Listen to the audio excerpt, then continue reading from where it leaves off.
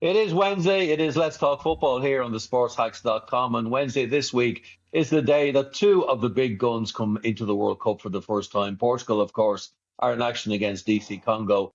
And tonight, England will make their debut in the tournament.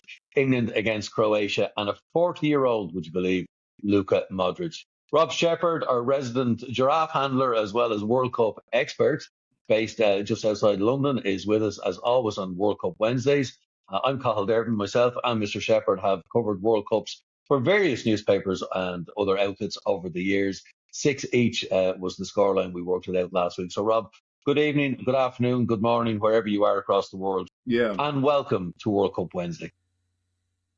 Hiya. How you doing? World Cups, just before we delve into what's happening in this one, but you and I have both been around a few of them. They are very much, they take on a world of their own. They become this sort of vacuum that comes in over a city, over a country, over a host venue, three countries in this instance. But they do become central to everything that surrounds them, don't they?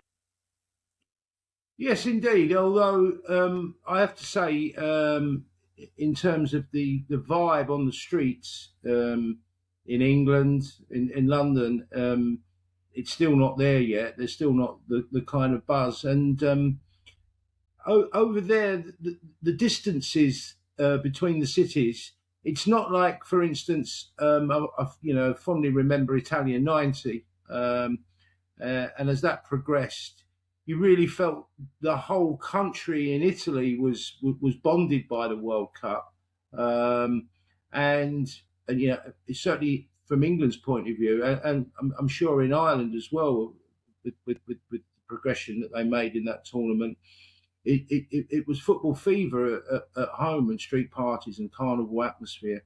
Yeah, and over in the States, I mean, I've had feedback from friends in New York, and yeah, it's going on, but it's not like it's you would necessarily know it's going on at the moment. That's a bit hard to judge. Maybe down the line we will speak to some of our colleagues and friends over there to see how it's going. But certainly, when it's come down to the actual football itself, the games, I've enjoyed it so far. One of the great quotes from the 1990 World Cup, and Conor Houlihan was one of the great Irish writers of all time, never mind just sport. But he came out with a great line. He said that I missed Italia '90, I was in Italy. And that's exactly what you're saying about the buzz at home and the atmosphere and everything that's created. Well, it's really interesting you say that, because after David Platt had moved on to Sampdoria, now from England's point of view, his last gasp goal in extra time against Belgium from Gascoigne's free kick, the overhead volley, that was the sort of that was the moment. That was the first knockout, or the knockout stages that put England into the quarterfinals. And quite honestly, Belgium were very close to beating England in normal time. That suddenly that changed the whole dynamics for England. And a couple of years later, when I was over interviewing him and having quite a long lunch afterwards as well in Genoa, and we spoke about that moment. And he said, "You know the funny thing," he said to me, Platt said, "Part of me now wishes that I've been at home watching myself, sat next to my dad and brother, watching myself score that goal and enjoying the celebration that then happened of them running out of the house down the high street in South Manchester, on the edges of Manchester where they live, and going crazy, and all the other neighbours running out going crazy, and then going down to the pub for a last minute drink." He said it was a fantastic moment to celebrate, but he said in terms of the celebration that he did on the pitch, it was just like he'd scored another goal. It was a great moment, but he wanted to be at home.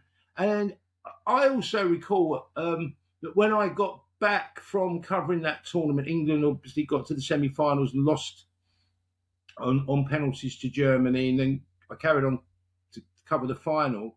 But it was only when I got back that I realised the enormity of it back home.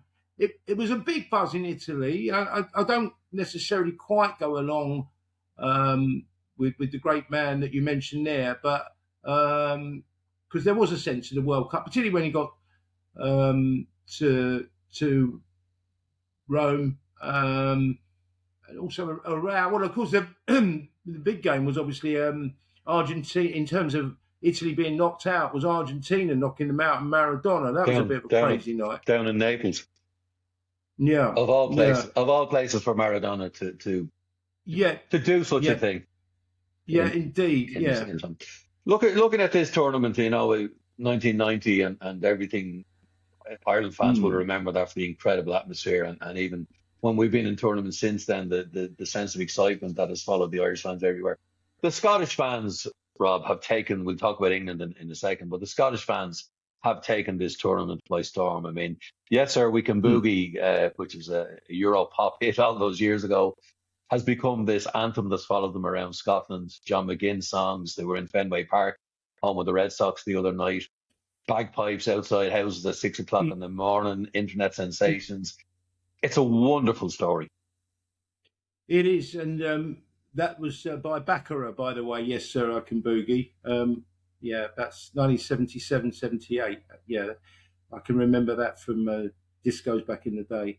The Scottish fans, I mean, they're akin in a sense to the Irish travelling fans, is in the manner in which they enjoy themselves, don't really seem to get involved in too many scrapes, and there's always a great sense of humour around them, and they have this sense of national identity in a good way. They have pride and passion in a good way, pride and passion, but without prejudice, I'd say. And it was tremendous. In fact, I watched the Brazil-Morocco game, which was 11 o'clock kickoff. Enjoyed that. Thought Morocco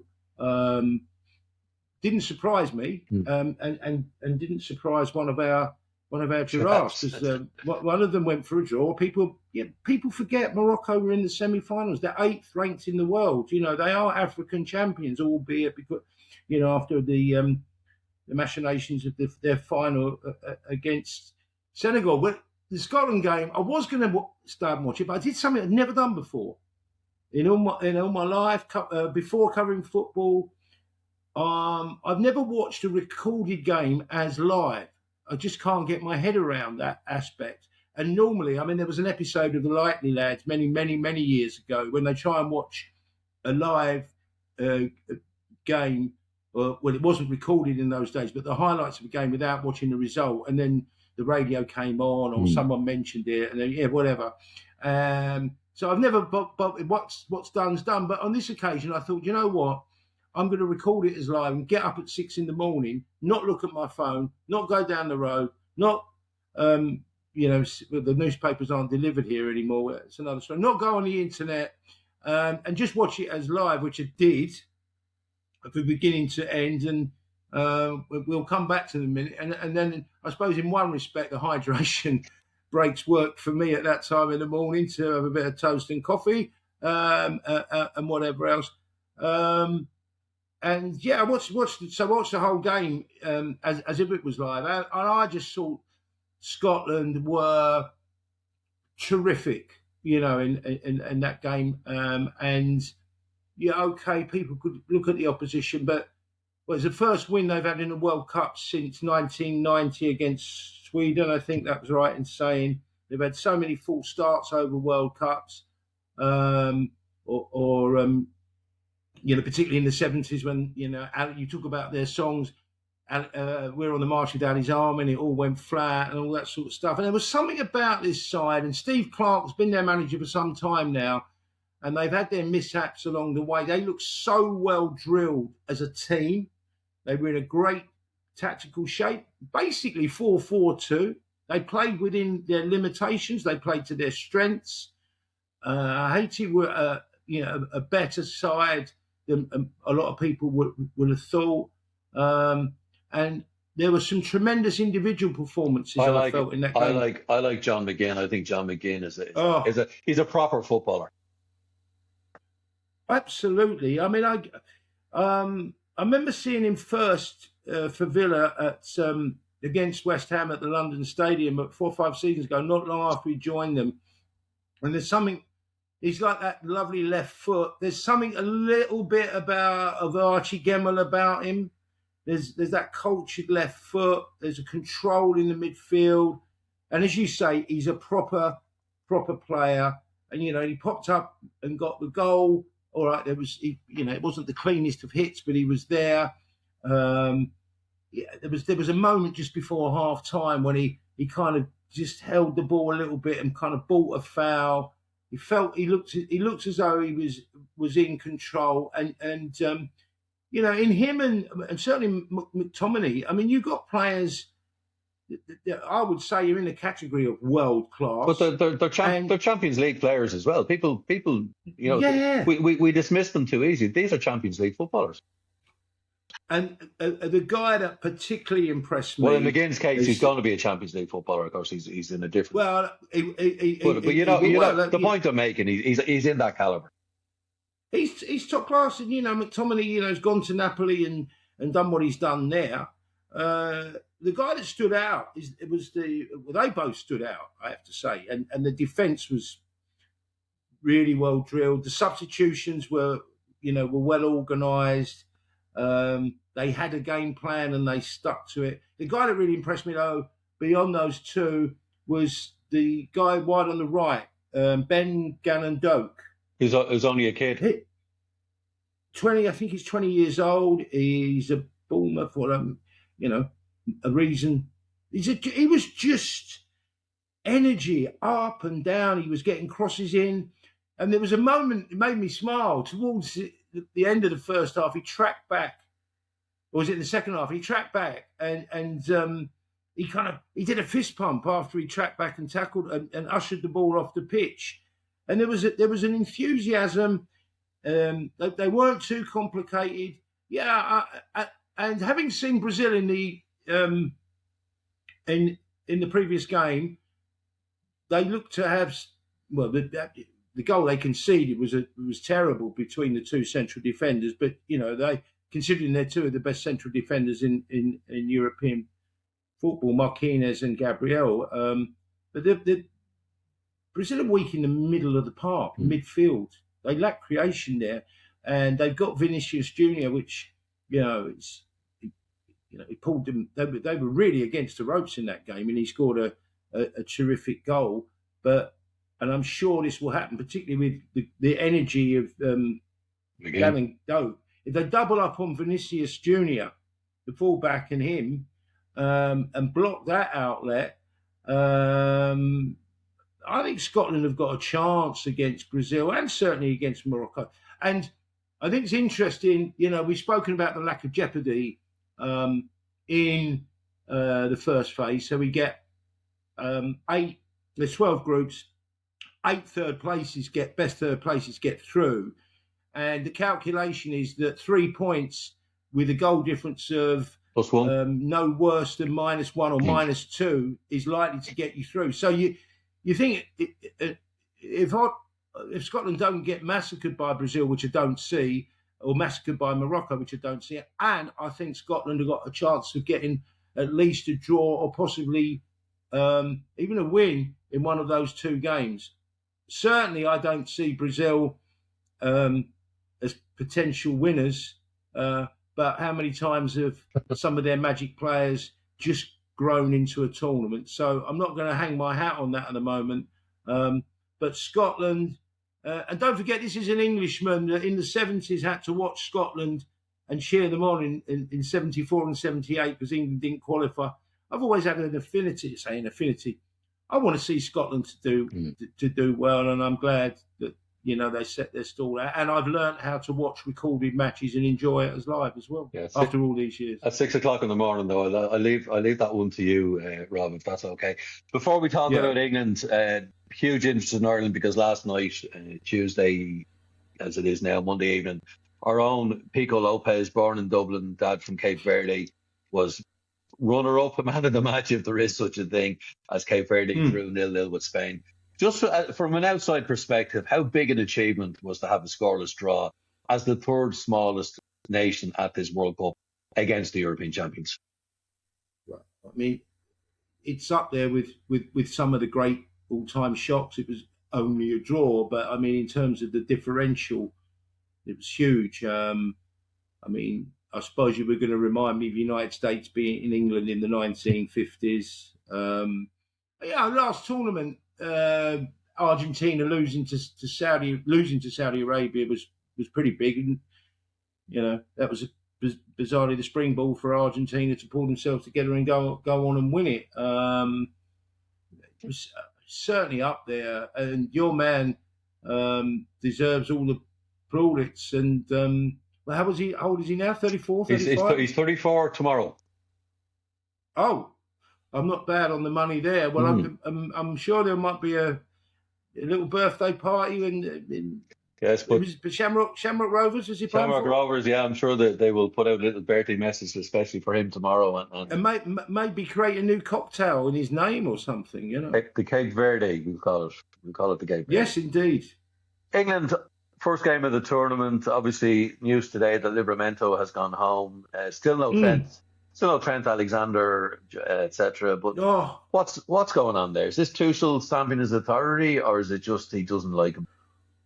Well, it must be what you just said there. It must be the latter. I mean, Trent Alexander should have been in the squad in the first place. And I think I've said it before, I'll say it again, England at fullback are susceptible, in my view. And for me, the two best fullbacks aren't over there. They're Trent Alexander and Lewis Hall at Newcastle.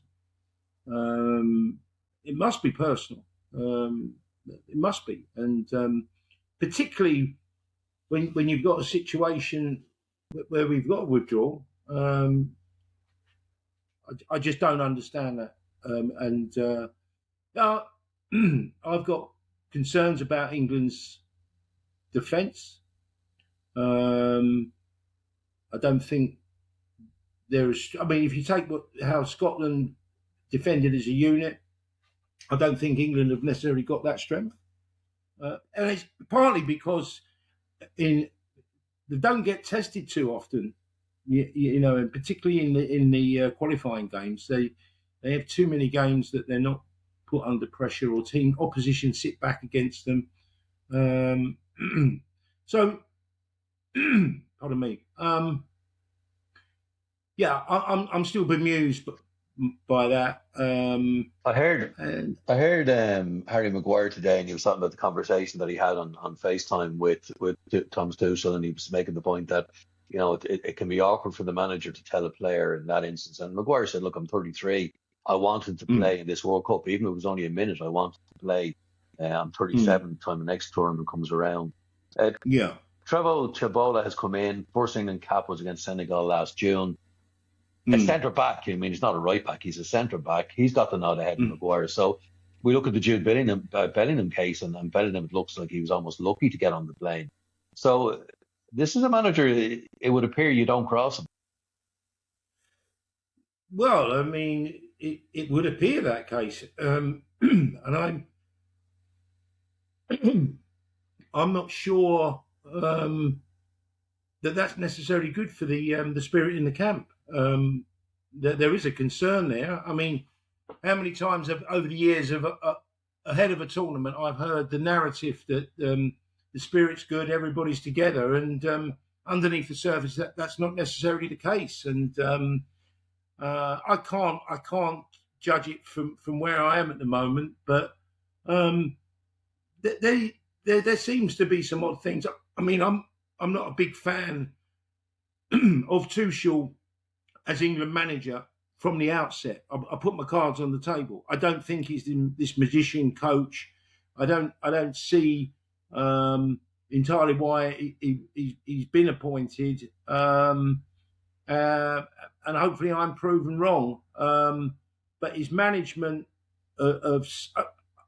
I'd go with him where he made decisions about not taking Foden and Palmer, in the sense that he wasn't going to take 4 number 10s, if you like. He's got Rodgers, he's got Bellingham. Bellingham seems to he's been given the 10 shirt, so Bellingham's been given the stage. But then, you hear some things about Bellingham's attitude. He's a bit above his station. From a player that 3 years ago, 4 years ago, had come into the side, or 4 years ago, and seemed humble, seemed part of the,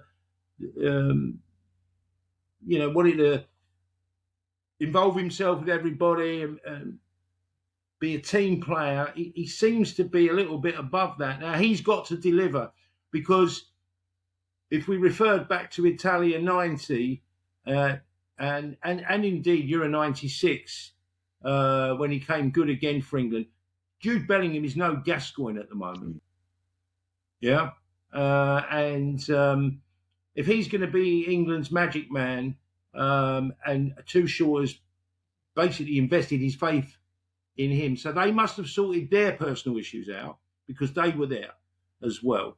And I think that might emanate also from some of the inverted commas extended family around Bellingham and advisors and stuff like that. Croatia have historically been a test for England, in tournaments. Could they frustrate England again? They're always well organised defensively. They're always tough in midfield. But is Modric at 40 years old really the guy that can befuddle on England midfield again? I'm not so sure. But if Croatia get at England's back four, then they could find holes and gaps, I think. Conversely, I believe that Saka, Kane, and I think he'd probably start with Gordon. The alternative is Rashford on the left. If England get on the front foot and play with a high momentum and a good tempo, then I'm seeing England win that game. You touched on it earlier, and we've had conversations all week about this, but you're not getting the sense of build up. There's no street parties yet. There's no bunting out. Even the pubs you were saying aren't getting excited as of yet. Is that modern day football? Is it due to other issues, or what's your take on it? Well, I addressed this in quite a long article that I wrote that will be elsewhere on another site. The 66, the 66, the 66 site, yeah, and also on my Substack site. You're welcome to have it on your site if you want.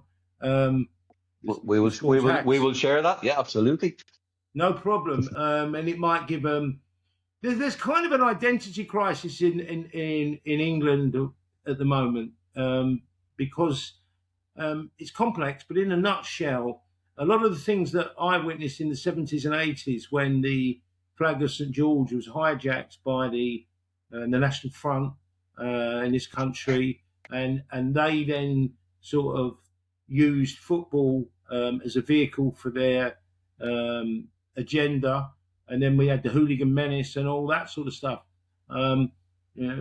Events at Italia 90 saw that process, the Union Jack and the flag of St George, and then we get into the complexities of you spoke about Scotland earlier on. There's a definitive pride and patriotism in Scotland. England and the English are very confused, and it more so at the moment. If you get into the political spectrum, the wider political spectrum, the country's in a strange place.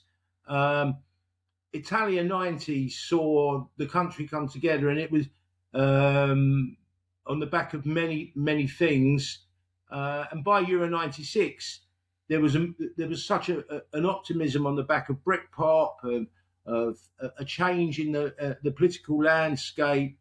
There was no longer such an embarrassment for many people to sing the national anthem because it wasn't associated with the far right. That's kind of changed. There's been events domestically on the streets over the last month or so. You've got the far right politics pushing boundaries further and further back in this country, and I think at the moment there's some people are waving the flag, weaponizing the flag again. Some people are seeing it as a threat, and then there's some people that are worried that if they wave it, they're seen as the people that are weaponizing it. There's a confusion at the moment. One would not over there. the forward party of fans, they're wearing the shirts and carrying the flag in good stead and good faith. We will see who attaches themselves as the tournament unfolds over there, and how things start to evolve over here. But at the moment, it's really, it's all quiet on the home front.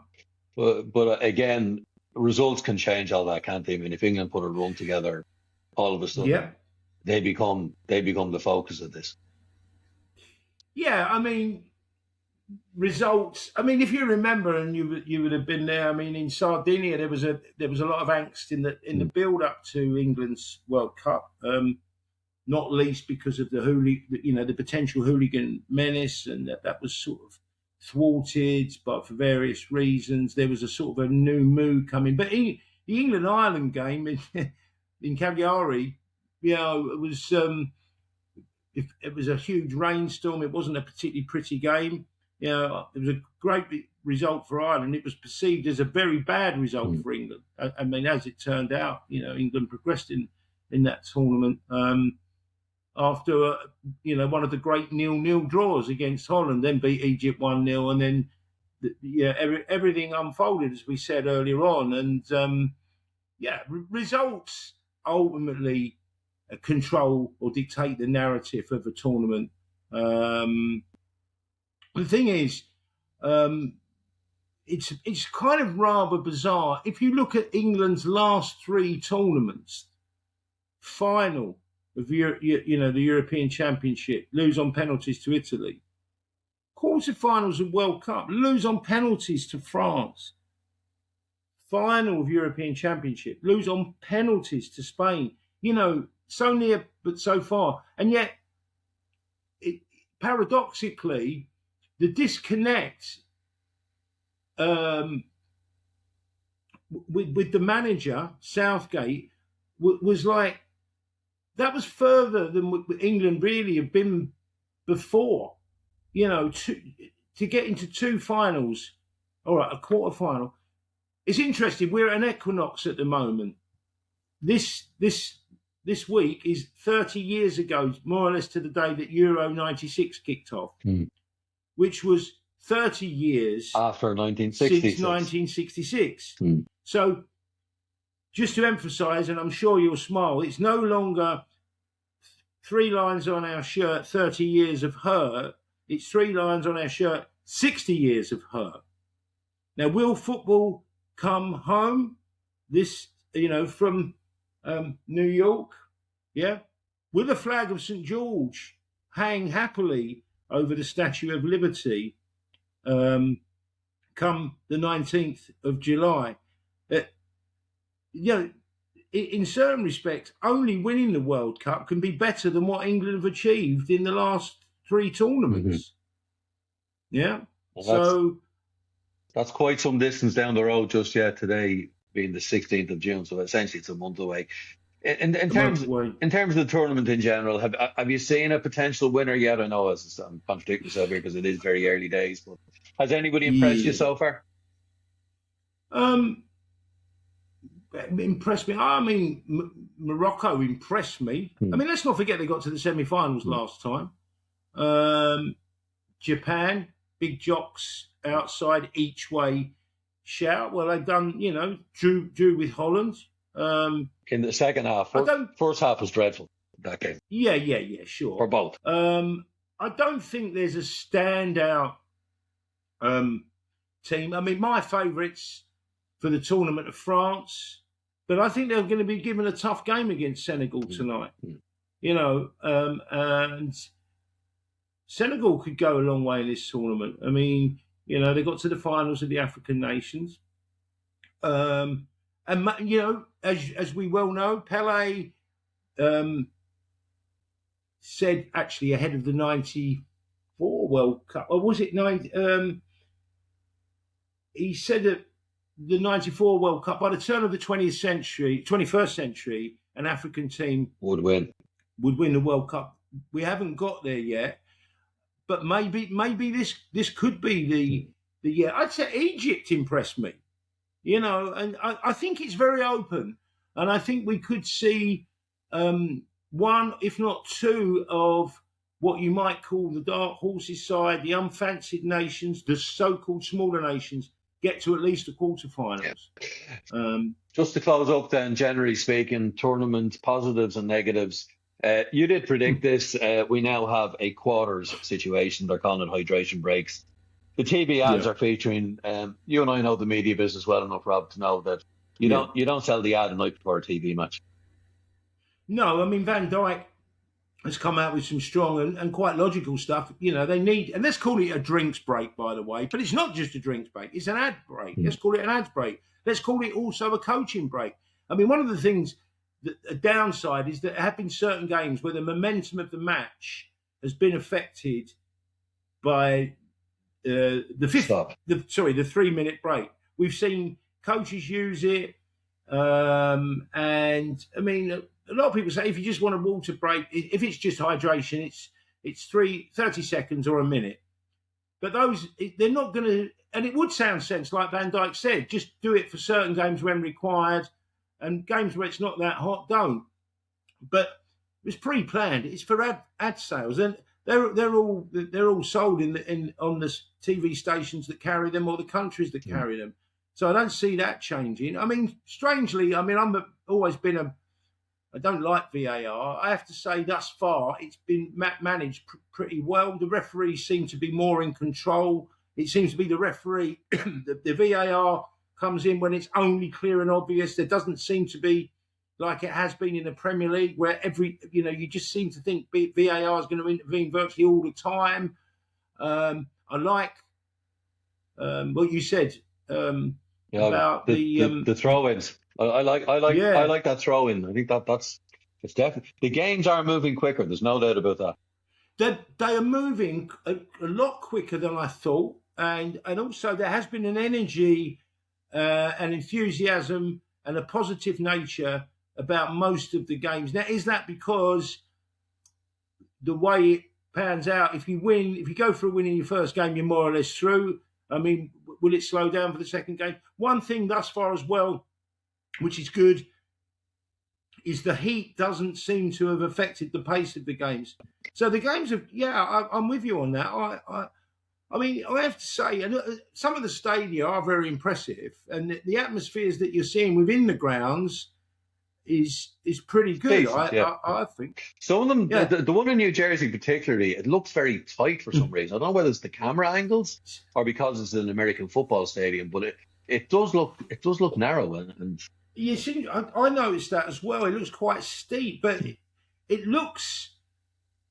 We go back to one of my favourite, bugbears, the London Stadium, where my team West Ham play. It was built for athletics. It doesn't feel like a football stadium. That stadium built for American football, but I think the capacity is only 65,000, 70,000. And it's going to host the final. It's going to host the World Cup final. Maybe architecturally it can be steeper. Once you go beyond that, I'm not an architect. They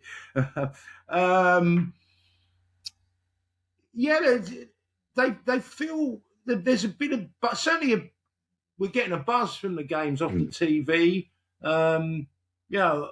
If you go back to the World Cup in South Africa, it drove me mad with all the sort of what were those things called? The vuvuzelas. Thank the Lord for not got those. And it actually hasn't I have one in the shed if you want it. I can send it over to you. Okay, I could put one on my... with the giraffe. Actually, the giraffes could play one for us. That would be interesting. And you remember that World Cup also had the square ball where the ball was wobbling around a lot? I think a lot of the innovations, you're so right about the throwing thing. Just get on with it. And they have. And if you're being substituted, get off the pitch. Just go. You're not one. Again. Yeah, definitely.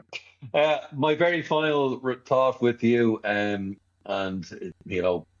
Trump hasn't really raised his eyebrows at us just yet. Not yet. Not yet. I'm saying not yet. But Mr. Infantino, he just stumbles from one crisis to another. He's now talking about a game at under 15 level between Israel and Palestine to show the world what peace is really all about. He couldn't get the two federations to shake hands earlier this year. He's not reading the room, is he? Again, I mean, if you talk about certain subjects are complex, then that is a very complex issue, and I don't see in any shape or form that somehow trying to fabricate a football match between under 15-year-olds can in any way help that situation. I think probably at the moment it's best if I leave it at that. The guy, Infantino, insane. The guy is. I mean, we said in the first show. I said in the first show that when you're in a position like that, you're gonna have criticisms and stuff like that. And Blatter did, and maybe power corrupts, and absolute power corrupts absolutely. I knew Blatter in the days when he was, lower down the echelons in UEFA. Don't forget, he had been a referee, and I think a lot of the things that he did for the majority of time as FIFA president were still with the soul of the game at his heart. Obviously getting involved in staging tournaments, you're getting into areas where, absolute power corrupts. Yeah, absolutely. I think that's probably the best way to put it. But you sense that Blatter still had an affinity and a love for the game at the heart. Infantino seems to just have a love for what I call the soccer dollar, not the petrodollar, the soccer dollar. Yeah, and but his hold on. I mean, unless he's had a conversation with Donald J. Trump, and they both seem to think that playing an under 15 game between Palestine and Israel, where do they actually think that would be staged? It's going to be a special tournament that's going to be available to all 212, I think it is, member states of FIFA. Not on the moon, flying on an Elon Musk rocket. Not yet. Not yet. They haven't proposed. And maybe now. Have I just given them an idea? Yeah, and they could have 6 quarters. Could you have 6 quarters in that game with hydration breaks? If they did that, football definitely would be over the moon then, wouldn't it? Yes, absolutely. Well, all I'm going to say is that Infantino so far is managing to out-Trump Mr. Trump, and that's quite an achievement in itself. But it's early days yet. We're not even at the end of week 1 as things stand. So, Rob Shepherd, next Wednesday is World Cup Wednesday here again on the sportshacks.com, and I'm going to give you advance warning. Next Wednesday is going to be Jersey Day. How about that? Well, I don't have to get a new jersey. No. Well, I've got one that's will impress you, I think, and there's a good backstory to who gave it to me as well. And I will proudly wear my Ireland jersey that was presented by my children for my 60th birthday, and it comes from a particular tournament in a particular year that we've spoken about earlier today. Wow! We will have a look at that next week, complete with the Opel, as one of our FAI officials famously called them. Mr. Great sponsor was Arnold O'Byrne, but we will look forward to that next Wednesday. We look forward to the England match tomorrow. I do sincerely wish you the very best of luck tomorrow. And I say that as an Irishman whose team are not in the World Cup. Cape Verde we're adopting as our team, but I wish England well tomorrow. I think there's so many people. Well, of course you would adopt Cape Verde because obviously Verde is green. Correct. Yeah. But as you know, I am quite a talented linguist. As you know, on the travels that we've had together around the world. Yeah. But I do wish England well. There are so many people in this country who follow English football teams, but find it very hard. And they get a stop. Is that right? Yeah. They get a stone stuck in their neck when it comes to the England team. But we wish you well. And anyway, Bellingham has an Irish passport, so there you go. I can throw that one in just listen, I fully understand the reasons, but come on, give us a break. Give me a break. I'll give you a break. So the best of luck to you tomorrow, and we will, as I said, next Wednesday is going to be Jersey Day here on World Cup Special on Let's Talk Football. On behalf of the Sports Hacks, Rob Shepherd, thank you once again for your contribution.